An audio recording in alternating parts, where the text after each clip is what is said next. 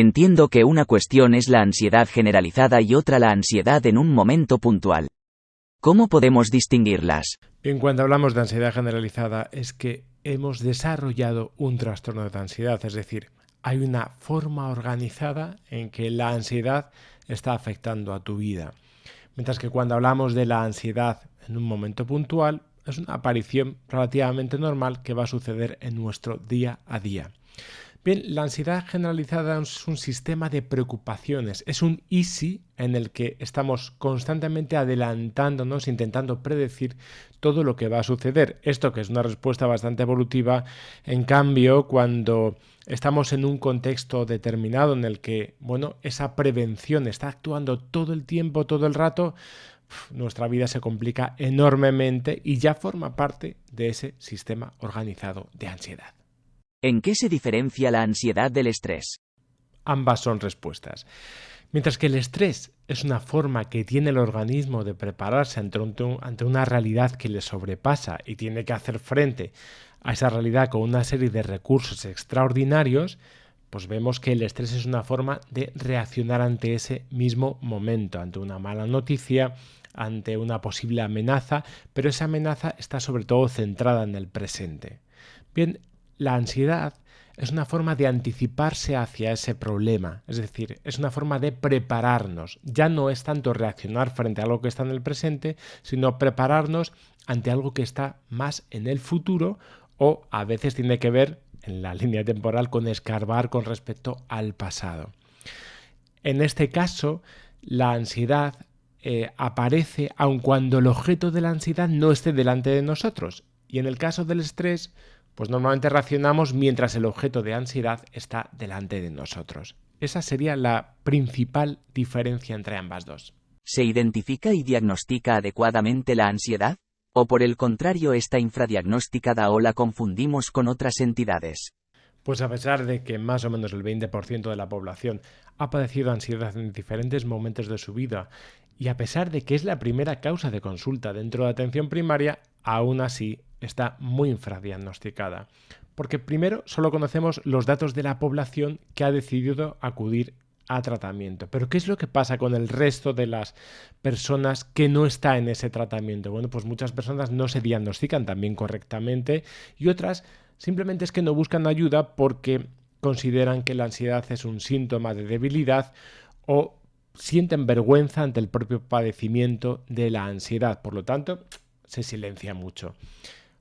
Por otro lado, muchas veces también forma parte de una serie de trastornos que llevan además ansiedad en el paquete. ¿Qué es lo que ocurre? Que se da mucha más importancia a lo que está ocurriendo que la ansiedad que esos trastornos están generando.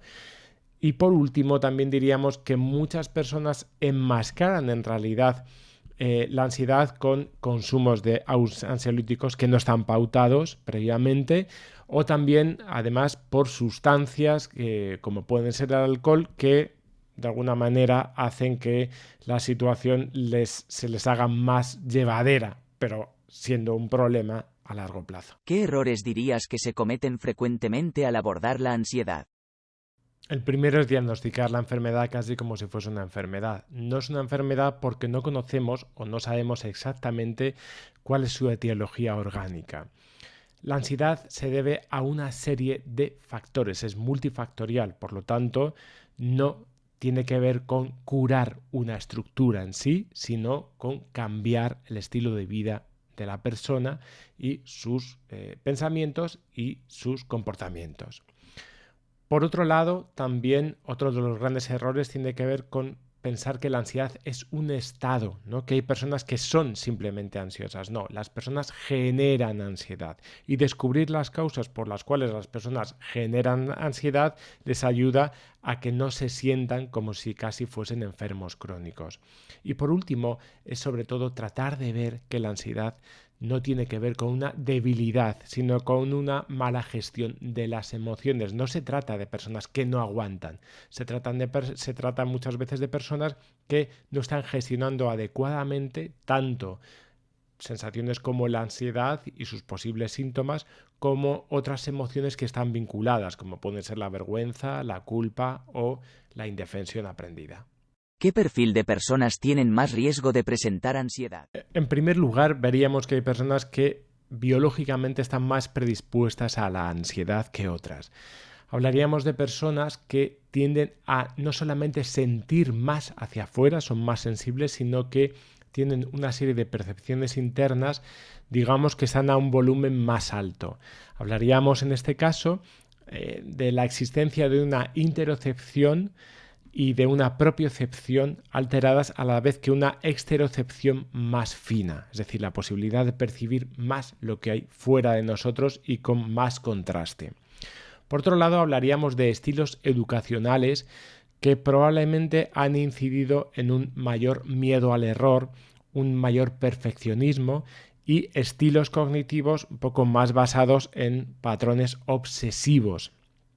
Además, hablaríamos de una influencia enorme en el contexto, es decir, cuáles han sido nuestros estilos de crianza y a su vez cuáles han sido nuestras experiencias con los iguales.